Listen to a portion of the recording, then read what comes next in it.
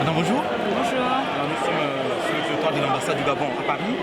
Dites-nous pour les élections de 2016 par rapport aux 7 prochaines années, quel est le profil type d'un président qui va diriger le Gabon de demain? Le profil type d'un président qui devrait diriger le Gabon de demain serait la personne qui serait outillée pour remettre un certain nombre de choses à plat. Déjà qui en aurait la bonne volonté et le soutien du peuple pour le faire. Pour nous sortir de la malveillance qui prime au sein de ce gouvernement et qui a mis les Gabonais de côté au point où ils se sentent étrangers chez eux.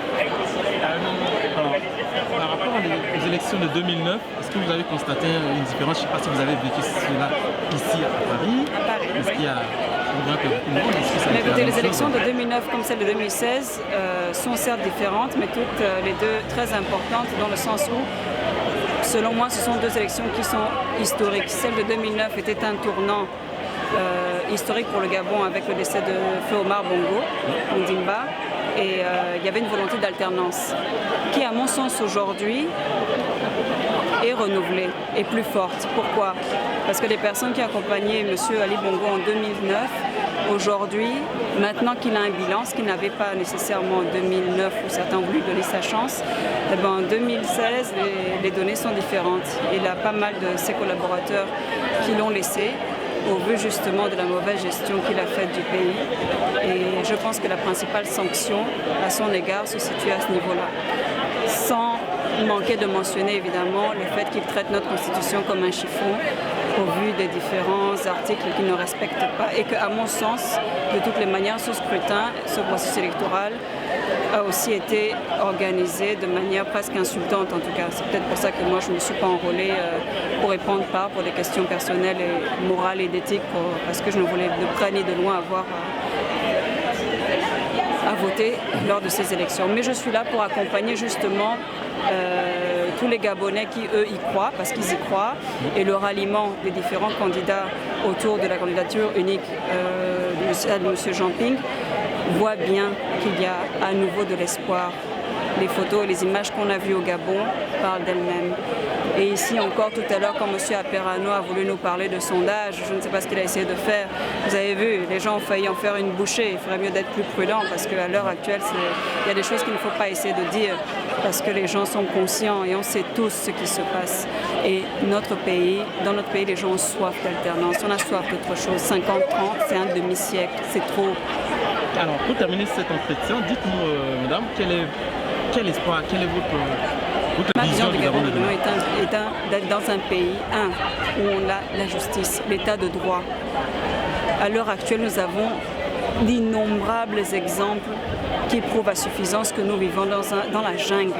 Et c'est vraiment le cas de le dire. La loi n'a absolument aucune valeur chez nous. Aucune. Et je ne citerai pas exemple, ça, tout le monde le sait. Donc dans un premier temps, on a besoin de restaurer un état de droit que tout le monde devrait respecter. Des élus, des citoyens, la loi, c'est la loi pour tout le monde. Ça, c'est un. Deux, nous sommes dans un pays extrêmement riche, malheureusement aujourd'hui très endetté. Après la gestion calamiteuse ces dernières 7 ans sous Ali Bongo, le pays est très endetté. Donc la personne qui viendra par la suite aura certainement besoin de retrousser les manches parce que la tâche ne va pas être facile. Il y aura des choix à faire. Nos petits-enfants vont devoir rembourser la dette et pour des choses complètement futiles. Donc il y a beaucoup de choses qu'il va falloir remettre en place. Il va falloir repartir à la Constitution de 1991, Seigneur. On ne peut pas quand même au jour d'aujourd'hui avoir des présidents qui pensent être là à vie. Quand même, on vit dans une autre époque. Celui qui ne l'a pas encore compris a tout loupé. Donc déjà, M. Ali Bongo aurait fait fort, même symboliquement, même s'il avait fait semblant